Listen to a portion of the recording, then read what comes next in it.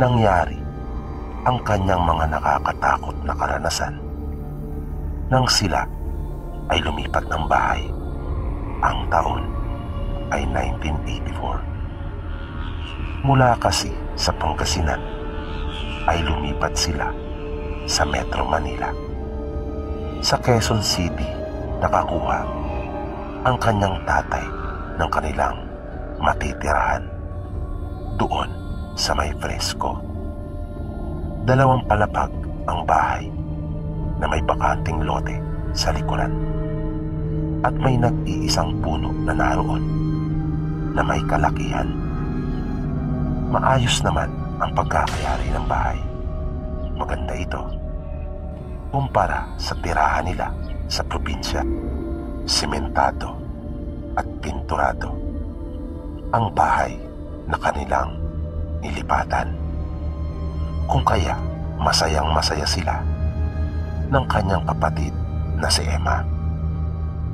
Nasabi pa nito na mukhang mawiwili daw talaga sila na manirahan sa Maynila.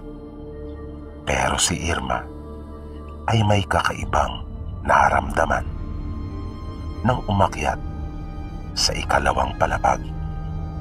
Lalo pa nga at pagbukas mo ng pinto ay makikita mo kaagad ang malaking puno sa may bintana. Mayabong ito at napakaraming mga dahon at sanga. Lalo siyang nakaramdam ng takot nang tuluyan na siyang makapasok sa isang kwarto nang mapatingin siya sa isang aparador na nakakabit sa dingding na pader na may malaki itong salamin. Na nang mapatingin siya dito ay bigla na lamang daw humangin at nanindig ang kanyang balahibo. Ayon sa kanya ay naramdaman niya talaga ang kakaibang lamig na iyon na maihahalin tulad sa yelo na dumikit sa balat niya. Kaya nagmamadali na siyang lumabas ng kwarto at bumaba kung saan naroon pa ang kanyang mga magulang at kapatid. Napansin siya nila na nagmamadaling bumaba ng hagdan. Kaya tinanong siya ng kanyang kapatid na si Emma kung maganda rin daw ba ang mga kwarto sa itaas. Sinabi na lang niyang oo.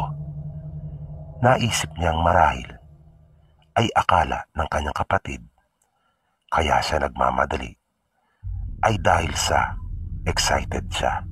Pero hindi na lamang niya ipinahalata na may kakaiba siyang nararamdaman tungkol sa kwarto na kanyang pinasukan sa itaas, na sinabi ng tatay nilang ang sa kaliwang silid ay iyon daw ang kanilang magiging kwarto. Kaya agad siyang nagsabi na kung maaari ay yung kabilang kwarto na lamang daw ang sa kanila. Tinanong siya ng kanilang tatay kung bakit. Sinabi niya na wala naman daw. Parang mas gusto lang niya para sa kanilang magkapatid yung kabilang silid. Pumayag naman ang kanilang tatay at sinabing walang problema dahil pareho lang naman daw ang pagkakayari sa 2 kwarto. Matapos iyon ay kanila nang inayos ang mga gamit. Naging abala sila nung araw na iyon. Nang pumasok silang magkapatid sa kanilang kwarto, ay tama nga ang kanilang tatay nang sabihin nitong pareho lamang ang yari dahil sa may cabinet din na nakakabit sa dingding nito na may malaki rin itong salamin. Muli siyang kinilabutan, lalo na nang maramdaman niyang muli na may malamig na bagay na dumampi sa kanyang balat. Pero wala naman siyang nakita.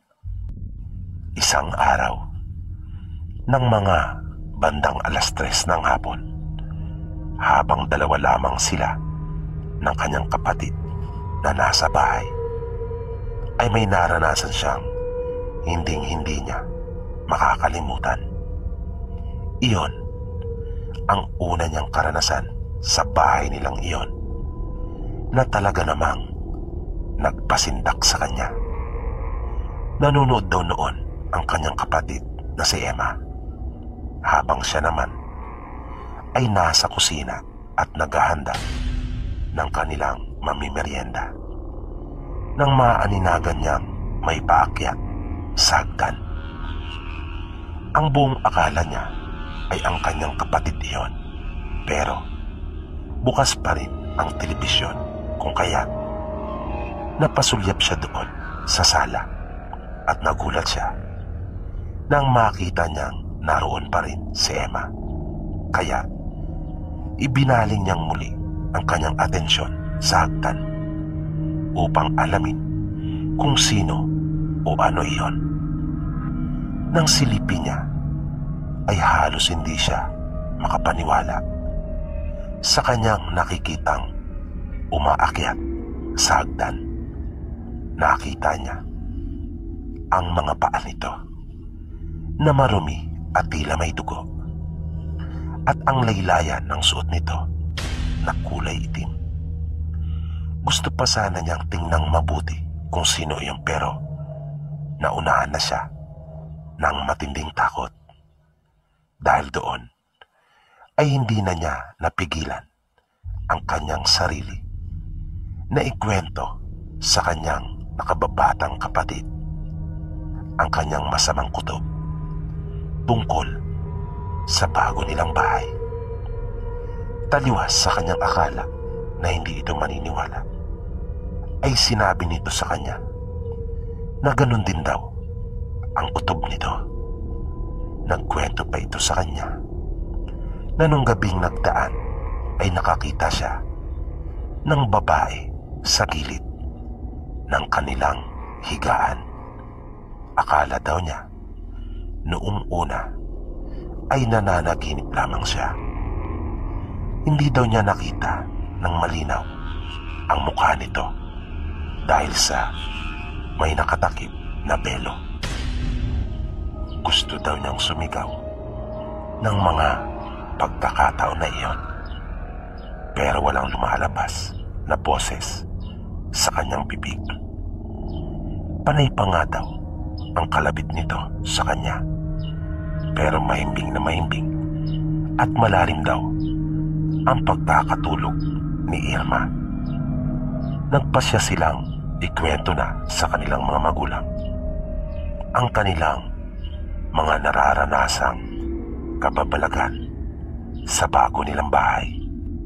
Kaya bagaman nag-aalinlangan sila na magsabi tungkol doon dahil sa hindi naniniwala, lalo na ang kanyang tatay, sa mga ganong bagay, ay kanila nang ipinagtapat kinagabihan ding iyon nang dumating ang mga ito mula sa kani-kanilang mga trabaho. At hindi nga sila nagkamali, dahil hindi naniwala ang kanilang tatay at sinabing baka naman dala lamang iyon ng kanilang imahinasyon dahil sa panunood ng telebisyon. Pero ang kanilang nanay naman ay pinaniniwalaan sila. Nang dumating na muli ang pasukan, ay sa iisang paaralan lamang sila pumasok na magkapatid. Minsan, nang maunang umuwi si Irma sa kanila, habang nagbibihis ng pangbahay na damit sa kanilang kwarto, ay tila may napansin siya sa salamin. Kinabahan si Irma, kaya nagmadali siya. Para kasing may imahe na naroon na nakatitig sa kanya. Nang maglakas loob siyang pasimpleng tingnan ang salamin, ay wala naman siyang nakita doon. Kaya isinara na niya ang kabilang panig kung saan siya kumuha ng damit. At lalabas na nang mapadaan siya dito. Bigla siyang napasigaw ng ubod lakas nang makita niya sa salamin ang babae na sinalubong siya nito sa paglakad. Kaya patakbo na siyang lumabas ng kanilang kwarto at halos lundagin na niya ang hagdan para makababa na kaagad.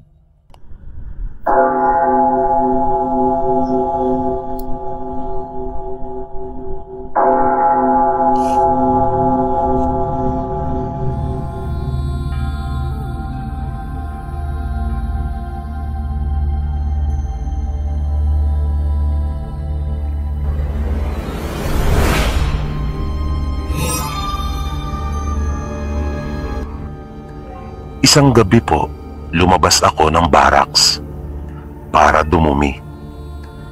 Dala ko ang pala sa isang kamay at flashlight naman sa isa pa. Pero hindi ko na binuksan ang flashlight dahil sa maliwanag naman ang buwan ng mga oras na iyon. Nang papunta ako sa napili kong lugar kung saan ko iraraos yung nararamdaman ko, ay napansin ko po kaagad ang kakaibang ihip ng hangin. Nanginig ako dahil sa aking naramdaman. Pero di ko masyado nang pinagtuunan pa ng pansin iyon dahil sa naisip kong natural lang marahil ang gayon sa lugar. Matapos kong makapaghukay at kasalukuyan ko nang ibinababa ang suot kong pantalon, ay biglang may naaninagan ako na parang may tao sa likod ng puno ng nyog.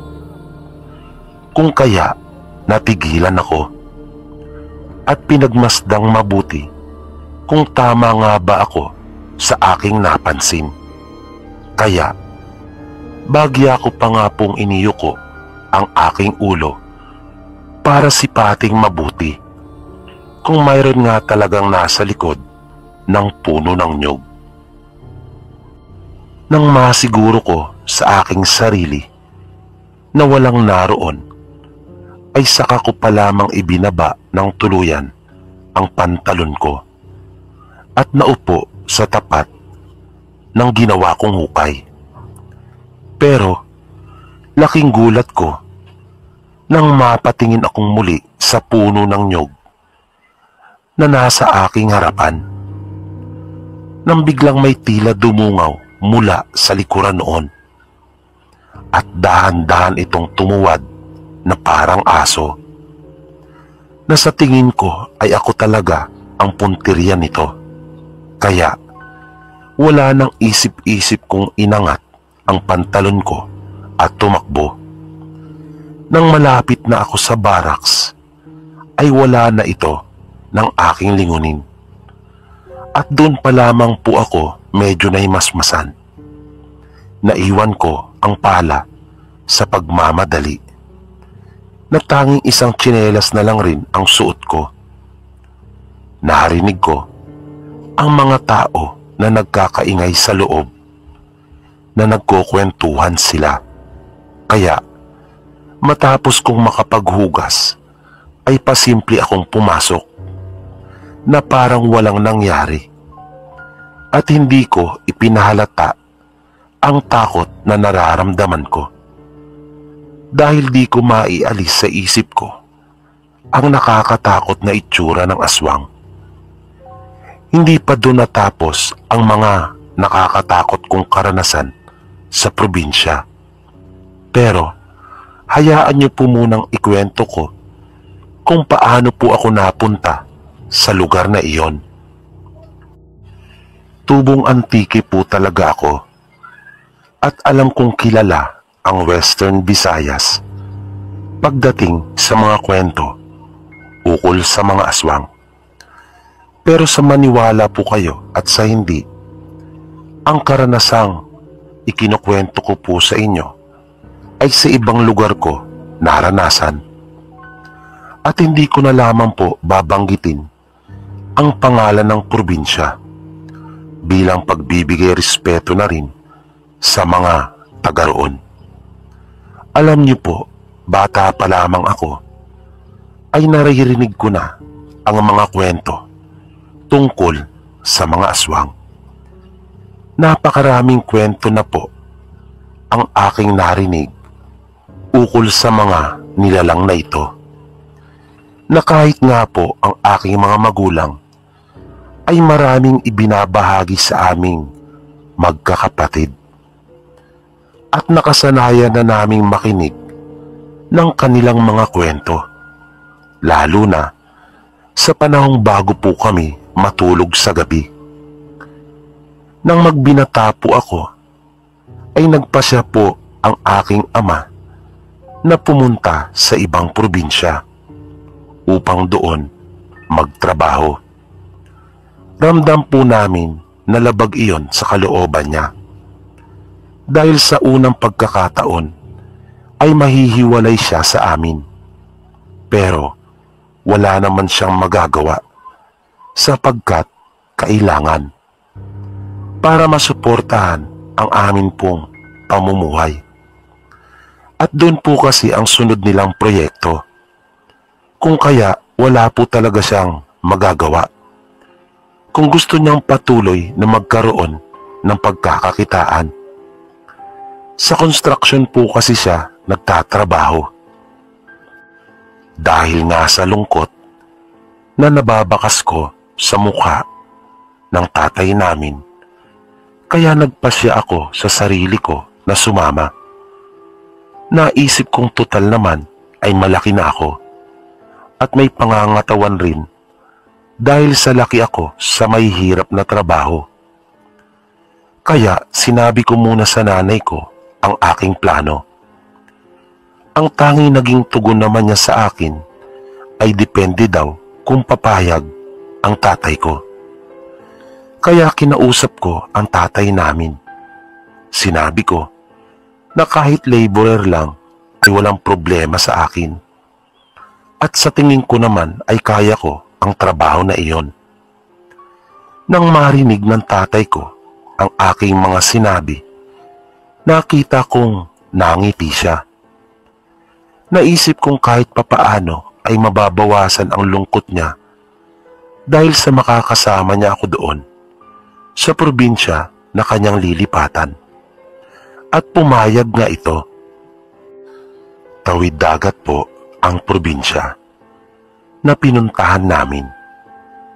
Kasama namin ang pinsan ng tatay ko at dalawa niyang anak na lalaki. Marami kaming mga kasama na taga-Aklan at Iloilo at magkakasabay kaming bumiyahe. Nang makarating po kami sa site na pagtatrabahuan namin, ay parang hindi rin ako nanibago sa lugar. Dahil sa probinsya din ito, na gaya ng sa amin. Ang una po naming ginawa noon, base sa natatandaan ko, ay ang barracks na amin pong tutuluyan.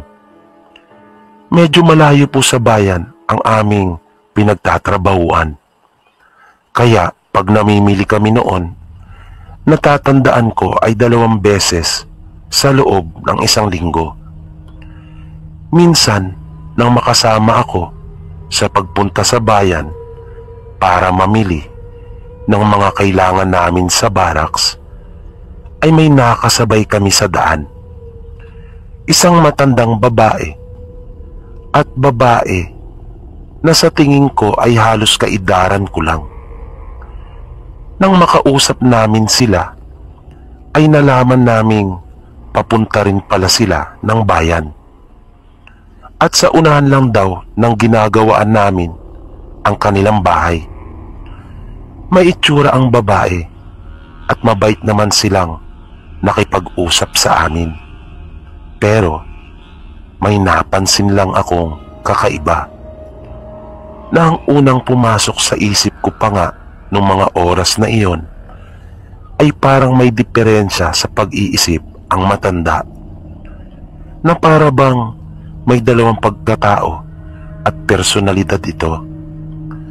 Dahil sa paminsan-minsan ay nasusulyapan ko ito mula sa gilid ng aking mga mata na nagnanakaw ng matalim na tingin kapag hindi ka direktang nakatingin sa kanya.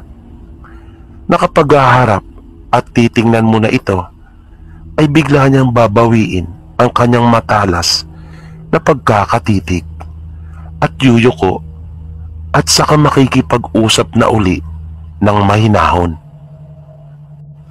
Nang kinagabihan ng araw ding iyon, ay nangyari na nga yung ikinukwento ko sa unang bahagi. Hindi ko pinagsabi kahit na sa kanino ang tungkol doon, kahit pa nga sa tatay ko. Dahil sa ayaw kong masabihan ako ng duwag at ng kung ano-ano. At naisip ko rin na baka hindi nila ako paniwalaan. Makalipas ang ilang araw, nagkaroon ng konting salo-salo sa barracks dahil sa may nagdiwang ng kanyang kaarawan na amin pong kasamahan.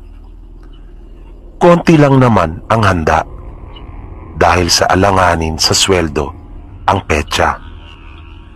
Pansit at ilang kilo lang ng karne na ginawang minudo ang handa. At syempre pa, ang paborito ng lahat ng kalalakihang naroon, ang 4 kanto. Tamang-tama naman dahil sa half day lang ang trabaho namin kapag Sabado. Kung kaya nakapaghanda na nagtulong-tulong kami. Inabutan na ng gabi ang inuman. Masaya naman kaming lahat dahil sa walang puknat ang kwentuhan. Nakilang bote na rin kami ng 4 kanto. At kahit ako sa sarili ko ay may tama na rin. Nang biglang magyaya ang pinaka-forma namin na manood daw kami ng Betamax. Uso pa kasi noon iyon. Parang lalo namang sumigla ang mga kasama ko nang marinig ang sinabi na iyon ng aming foreman. Kung kaya wala na rin akong nagawa kundi ang sumama. Nung naroon na kami, ay napansin ko kaagad ang babae na nakita namin sa daan nung minsang nagpabayan kami.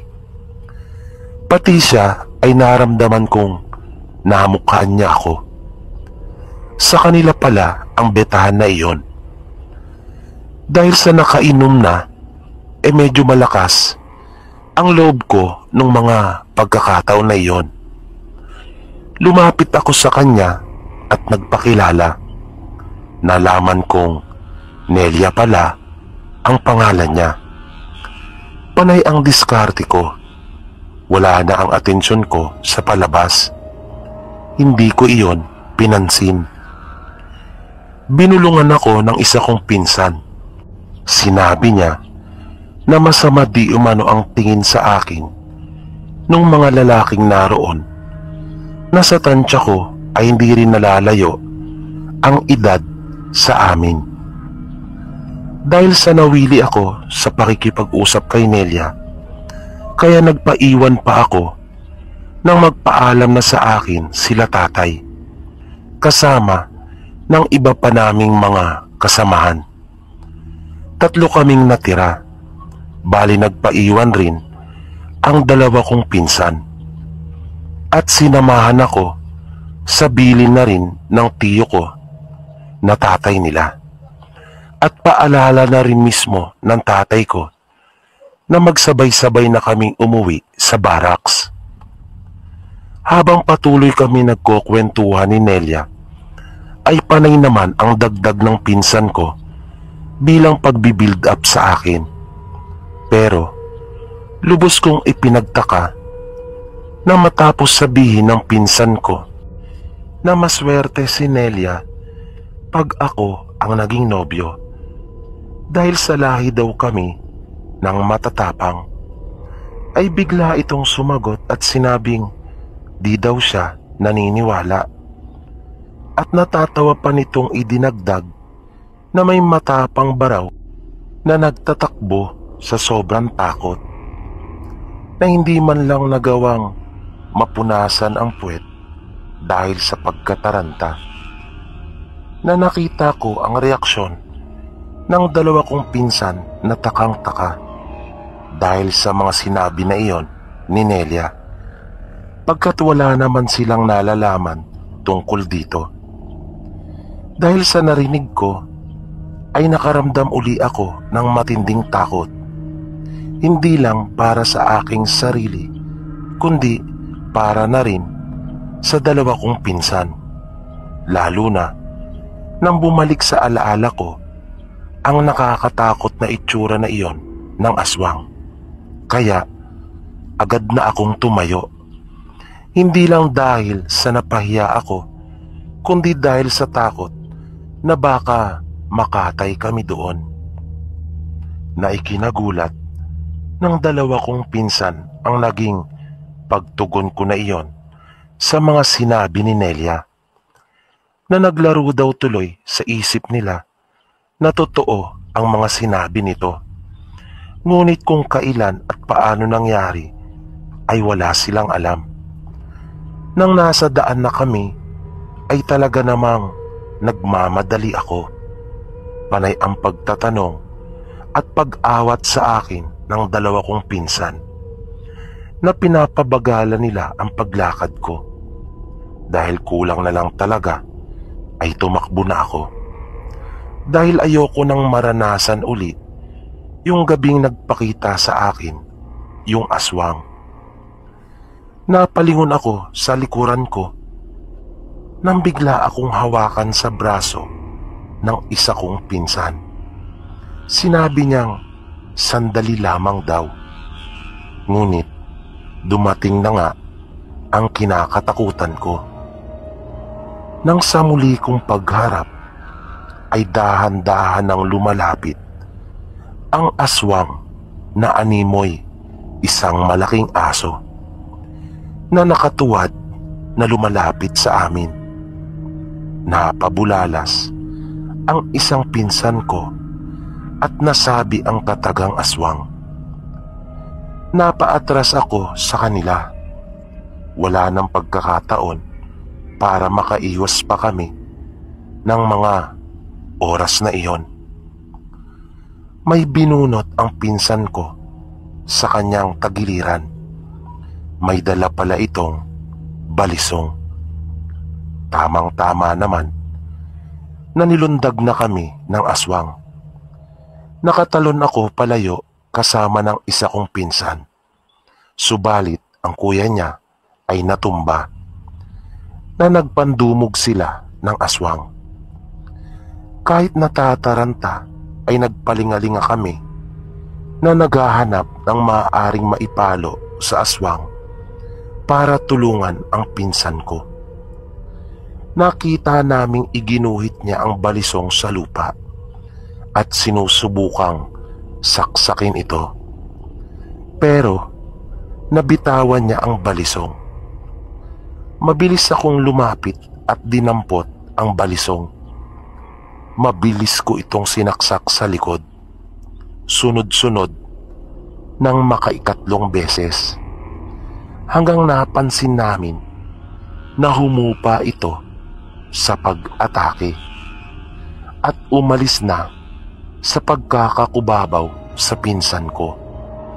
Nanakbo ito na patuloy dumadaloy ang dugo sa kanyang likod mula sa mga sugat na tinamo, na habang lumalayo sa amin ay unti-unting bumabagal sa kanyang ginagawang pagtakbo. Umalis na rin kami at mabilis nang nilisan ang lugar. Pero bago kami tuluyang nakalayo ay may naaninagan akong dalawa pa na nasa kakahuyan na nilapitan ang aswang, kaya nagtatakbo na kami.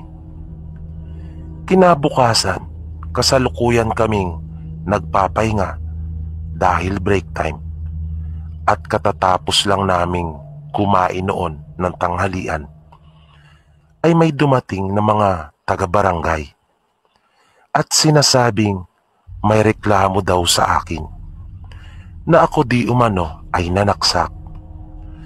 Dahil alam na ng mga kasamahan namin ang nangyari, ay sinabi nilang hindi iyon totoo at kami ay sinugod ng aswang. Ngunit sinabihan kami na sa barangay na lamang di umano magpaliwanag pag nagkaharap na kami ng nagre-reklamo. Sinabi pa ng mga taga-barangay na hindi maaaring hindi kami makapunta dahil sa iaakyat na daw ng nagre-reklamo ang kaso sa bayan kapag hindi kami nakipagkita. Kaya kinausap ko ang aking tatay kasama na ng tiyuhin ko at dalawa ko pang pinsan. Napagkasunduan namin na magpunta at haharap kami sa barangay. Nang oras na namin para humarap sa barangay ay nagbihis na kami ng tatay ko. Pero nagulat kaming dalawa nang malaman naming umalis na ang pinsan niya kasama ang dalawang anak nito. Nag-iwan lamang sila ng sulat na humihingi ng paumanhin dahil sa ayaw daw nilang madamay sa kaso. Pagdating namin sa barangay ay naroon na ang tatlong kalalakihan na nakita namin sa betahan kasama ng ilan pa nilang mga kaanak. Medyo naguluhan ako. Mali pala ako sa aking iniisip na ang umatake sa amin at ang aswang ay si Nelia. Sinabi ng mga ito na tinambangan daw namin sila at sinaksak ko ito sa likod. Itinanggi ko iyon at ipinahayag ko na binabaliktad nila ang pangyayari. Nang binigyan ako ng pagkakataon na isalaysay ang lahat ng nangyari, ay ikinuwento ko ang lahat-lahat. Di ko na inisip kung maniniwala ba sila o hindi, o kung pagtatawanan man nila ako. Basta sinabi ko kung ano ang totoo. Sinabi ko pa na ang sinaksak ko noong nagdaang gabi ay isang malaking aso. Pero hinanapan nila ako ng testigo at ebidensya. Doon na ako nanlumo. Maging ang tatay ko ay napahawak na lamang sa kanyang noo nang biglang dumating si Nelia sa barangay kasama ang nanay niya na pinipigilan pa ito. Sinabi niya sa kanilang lahat na naroon siya noong maganap ang pangyayari, na nakita niya ang lahat-lahat at sinuportahan niya ang lahat ng sinabi ko na pawang katotohanan. Ibinahagi din niya ang ikinuwento sa kanya ni Emilio nang una itong magpakita sa akin. Sa kahihiyan ay bigla na lamang umalis ang mga ito. Di lamang nalaman na nagsisinungaling sila, kundi nabunyag pa at napatunayan ang kanilang maitim na sikreto. Nasabi ni Nelia ay matagal naman na di umanong bantog ang kanilang pamilya na pinaghihinalaang mga aswang, na si Emilio pa nga ay tila ipinagmamalaki pa iyon. Kaya nagawa pang ikwento sa kanya ang tungkol sa pananakot nito sa akin. Ito rin pala ay masugid na manliligaw ni Nelia. Bago kami maghiwalay ni Nelia matapos ang pag-uusap na iyon sa barangay, ay sinabi pa niya sa akin na hindi naman pala daw totoong ako ay duwag. Bilang panghuli po ay doon ko napatunayan minsan sa buhay ko na mas maaasahan pa ang ibang tao. At napatunayan ko rin po na kahit sa iba po palang lugar ay umiiral ang mga aswang.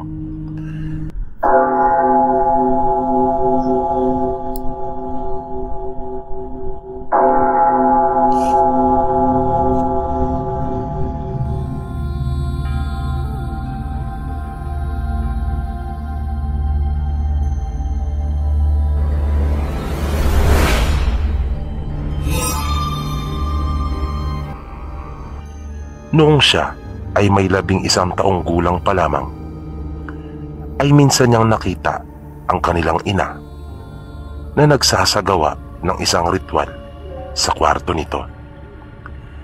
Nang minsang mapaaga siya ng pag-uwi mula sa kanilang paaralan dahil sa may pagpupulong ang kanilang mga guro.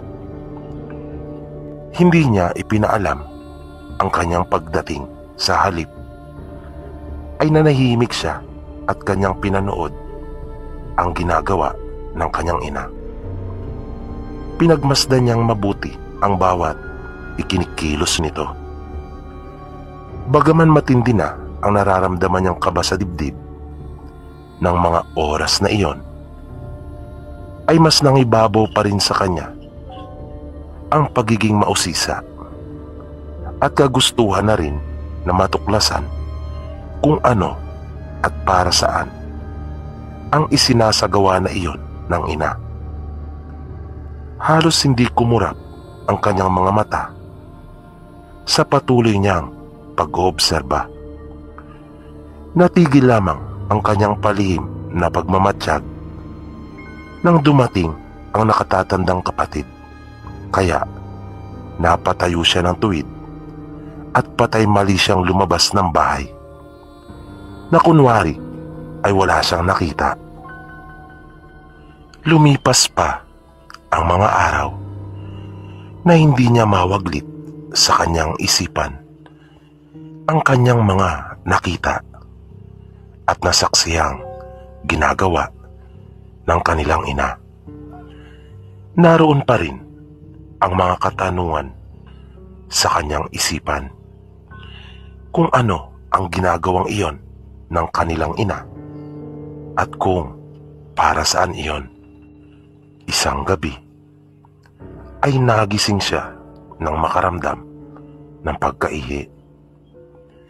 Nang mapadaan siya sa kwarto ng kanilang ina, ay nakita niya ito mula sa siwang ng pinto na nakaupo na parang idinuduyan ang sarili, na pagkaminsan ay yumuyuko na nakadipa pa ang mga kamay at bahagyang nakabaluktot. Dahil sa kanyang pagtataka kung ano ang nangyayari dito, ay naisipan niyang lumapit pa ng bahagya sa pinto. Ngunit napatakbo siya nang makita niyang parang nababaliw ito na mabilis ipinapaling-paling ang ulo sa magkabi-kabila na lumilika pa ng nakakatakot na tunog dahil sa garalgal nitong boses. Nang sapitin niya ang edad na 16, ay tatatlo na lamang sila sa kanilang bahay. Siya at ang nakababatang kapatid kasama ang kanilang ina. Ang panganay nilang kapatid ay ng ibang bayan at doon namasukan. Noong mga panahon na iyon, ayon kay Hernan, ay tumigil na muna siya sa pag-aaral. Nasa 3 baitang na sana siya sa mataas na paaralan noong mga pagkakataon na iyon. Napilitan siyang huminto dahil na rin sa kakulangan nila ng pantustos, sapagkat hirap na hirap sila kahit sa pang-araw-araw nilang pamumuhay. Ang kuya niya kasi, bagaman may trabaho, ay bihira naman kung makapagpadala sa kanila, na kung magawa man itong makapagpadala ay hindi pa rin naman nakasasapat. Tinulungan niya ang kanilang ina sa pang-araw-araw nilang mga pangangailangan. Madalas ay makikita siyang naroon sa mga nagpapatrabaho sa kanilang mga sakahan. Mapakuprahan man o palayan, ay masusumpungan mong naroon si Hernan. Masipag naman siya paglalarawan niya sa akin at mayroon siyang mga plano para mabigyan ng magandang buhay ang kanyang ina at dalawang kapatid. At desidido siyang abutin ang mga pangarap niyang iyon. Subalit, dumating ang hindi niya inaasahang makakapagpabago ng lahat. Na iba ang takbo at ang landas na tinahak niya. Nang isang araw ay nagpasya siyang magpaturo at mabahaginan ng kapangyarihang itim ng kanyang ina. Matapos niyang malaman ang ukol dito, ang dahilan ng pagbabagong bigla ng kanyang puso at mabuting kalooban ay nang dumating isang araw sa kanilang probinsya ang magandang si Christine. Isang araw iyon na naroon siya sa palayan, maaga pa lang para magtrabaho. Nang nakita niyang nagkakasiyahan at masayang nagkukwentuhan ang mag-anak ni Mang Berto na kanyang pagtatrabahuan nung araw na iyon. Base sa kanyang mga naririnig, ay dumating di umano ang kapatid na babae nito at kasama ang kanyang nag-iisang anak na babae. At iyon nga ay si Christine. Nang ilang sandali nga lang ay nasilayan na niya ito. Nang lumabas ng bahay at nakipagkwentuhan sa balkonahe sa kanyang mga pinsan na mga anak ni Mang Berto. Halos hindi na maialis ni Hernan ang kanyang mga mata sa dalaga dahil sa malagkit na pagkakatitig niya dito. Iyon ang unang pagkakataon na nakaramdam siya ng ganon. Kung hindi nga lang daw kalabisan, ay maaring sabihin na halos tumulo daw talaga ang kanyang laway dahil sa ganda ng dalaga. Maputi at maganda ang kutis ni Christine. May mahaba at tuwid din itong buhok na may katamtamang taas. Mapupungay ang mga mata nito na binagaya ng mahabang pilik mata at maninipis na labi. Maliit din ang bilugang mukha nito. Ano pat lahat na yata ng katangiang inaasam ni Hernan sa isang babae ay nakay Christine na. Napakiramdam pa nga niya ng mga pagkakataon na iyon ay parang bumagal ang paggalaw ng lahat ng bagay na nasa paligid niya, lalo na kapag kanyang tinitingnan ang dalaga. Natigil lamang ito sa kanyang tila pagpapantasya nang kanyang marinig ang tinig ni Michael at kinalabit siya. Tinanong siya nito kung bakit ganun na lamang ang kanyang pagkakatitig kay Christine. Sinabi niya sa kanya na umahanga lang daw siya sa dalaga at noon lang rin daw kasi siya nakakita ng taga Maynila. Sinabihan daw siya ni Michael na kung ano man ang nasa isip niya ay wag na raw ituloy dahil malabo iyong mangyari. Bilang panghuli ay sinabi pa nitong iwasan daw ni Hernan ang kanyang nobya na ikinagitla iyon ni Hernan pagkat hindi pa man ay malabo na pala talagang matupad na mapa sa kanya ang pangarap niyang babae, na ang buong akala niya ay nakatadhanang talaga para sa kanya. Nang makita niya ito, na ang pagtuturing pa nga niya noong una ay natupad na pangarap, ngunit sa isang iglap ay napawing lahat iyon. Nalaman niya noong huli na nasa Maynila pa lamang pala ang dalaga ay may komunikasyon na at ugnayan na sila ni Michael. Kilala din ang pamilya nila Michael sa kanilang lugar at talaga namang may sinasabi. Ang tatay nito ay konsehal, habang ang nanay naman nito ay ang kilalang doktor sa kanilang bayan.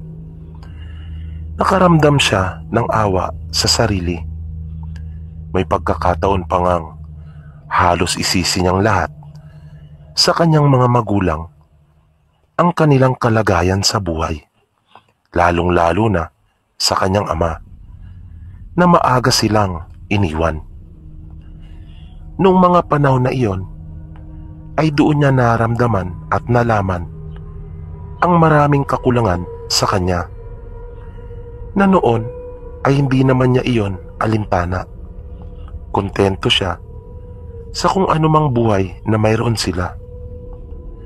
At dahil nga sa nalalaman niyang mahirap na mangyari ang lahat ng kanyang pinapangarap upang may maipagmalaki siya at para mapasa kanya si Christine, dahil sa wala naman siyang nalalamang ibang paraan, ay nauwi siya sa masamang gawain. Isang dapit hapon noon, ayon sa kanya, ay may tinambangan siyang mag-asawa na galing sa klinika ng nanay ni Michael. At gamit ang nalalamang ibinahagi sa kanya ng ina, ay kanyang inaswang ang lalaki na siyang nagpagamot sa doktora.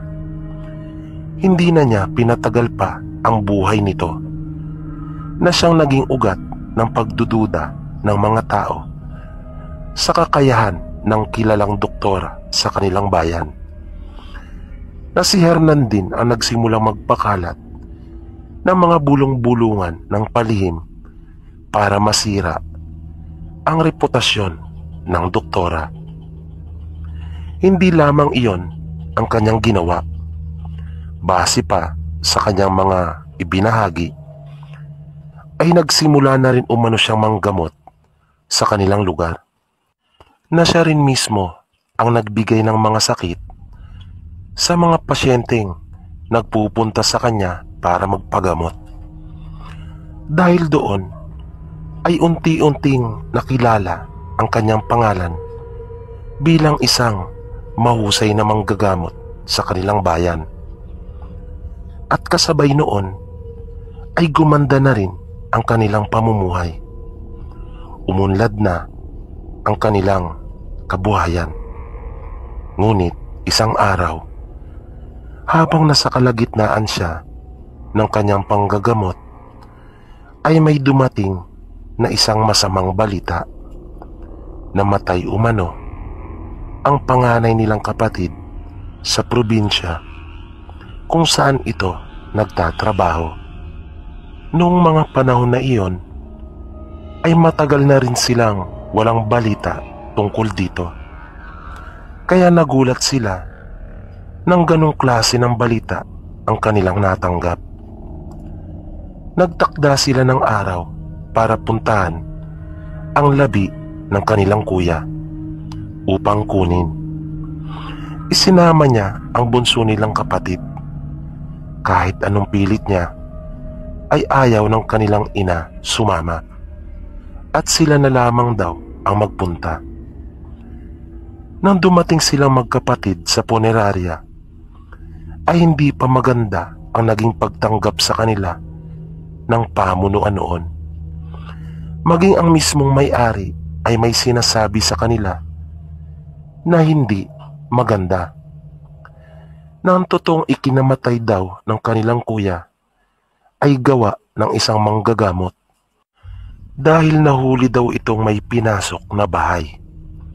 Ngunit sa kasamaang palad, ang napasok nito ay pag-aari ng isang mahusay na albularyo sa lugar. Kung kaya namatay daw ang kanyang kuya, na habang isinasalaysay iyon sa kanya, ay ngumingisi-ngisi pa ito ng nakakainsulto. At noong huli ay pinagdiinan pa nito sa kanila na isang aswang ang panganay nilang kapatid. Tahimik lang naman sila kapwa ng kanyang kapatid at walang isinasagot sa mga pang-iinsultong ginagawa sa kanila ng may-ari ng punerarya, hanggang sa bayaran na nila ito at umalis na. Nang dumating sila sa kanilang bayan, ay kanilang inilihim ang tungkol sa bangkay ng kanilang panganay na kapatid. May binayaran lamang silang sasakyan upang maghatid ng labi nito na nasa ataol sa kanilang bahay. At doon lamang nila ito inilibing malapit sa kanilang bahay, sa tabi ng isang puno ng mangga na nakahiga, na napakadilim ng naaabot ng mga dahon noon. Kaya doon nila ibinaon ang labi ng kanilang kuya. Matapos nilang mailibing ang kapatid, ang una niyang hinarap ay ang may-ari ng punerarya. Binigyan niya ito ng sakit na kanya itong pinahirapan ng 2 araw. Nang maramdaman niyang magpupunta ito sa isang manggagamot, ay kanya na itong pinatay. Nang makapagiganti na sa pangiinsulto sa kanila ng lalaki, ay ang tungkol naman kay Christine ang kanyang pinagtuunan ng pansin. Nais na niya itong mapa sa kanya. Ngunit nagkaroon siya ng matinding problema. Dahil sa habang tumatagal ay mas lumalala ang pagnanasa niya sa sariwang laman, na ng kanyang pagpaliwanagin ng ina ay sinabi nitong iyon di umano ang kapalit ng lahat. Iyon daw ang kaakibat na sumpa. At gano'n na nga ang nangyari kay Hernan. Lumubha at patuloy na lumala ang kanyang pagkahayok sa sariwang karne. Lumala ang kanyang pagiging aswang. Ayon pa sa kanya, kapag siya ay sinusumpong, nawawala siya sa sarili niyang katinuan, na mayroong kung anong puwersa na lumulukob sa kanya.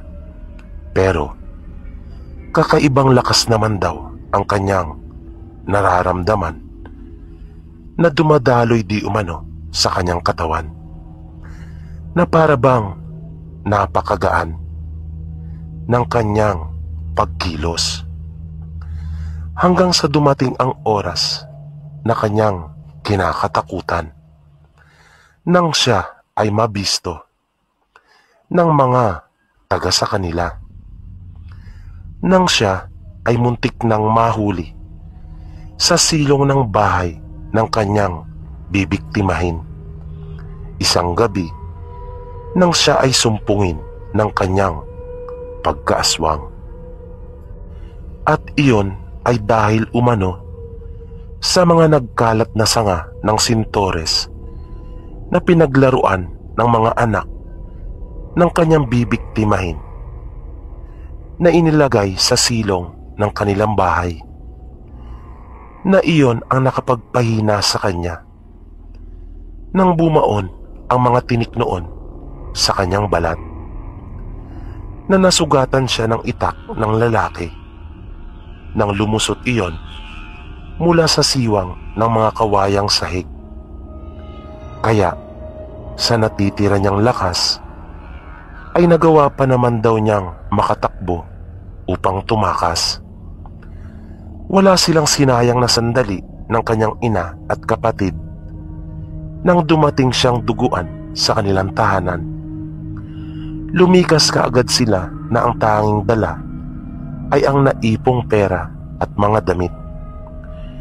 Tuluyan nang nabisto ng mga taga sa kanila ang ukol sa maitim nilang lihim dahil na rin sa mga bakas ng dugo na kanyang iniwan mula sa bahay ng kanya sanang biktima na siyang binaybay ng lalaki kasama ng mga hiningan ng tulong nito, na maging ang pag-asa niyang mapasa kanya si Christine ay tuluyan nang nawalan ng katuparan, sapagkat nang malamang lahat ng dalaga ang katotohanan ukol sa kanya ay halos isumpa siya nito, at panay ang pagsasabi daw nito na buti na lamang at nangyari daw iyon, kung hindi ay naniwala na umano ito kay Hernan.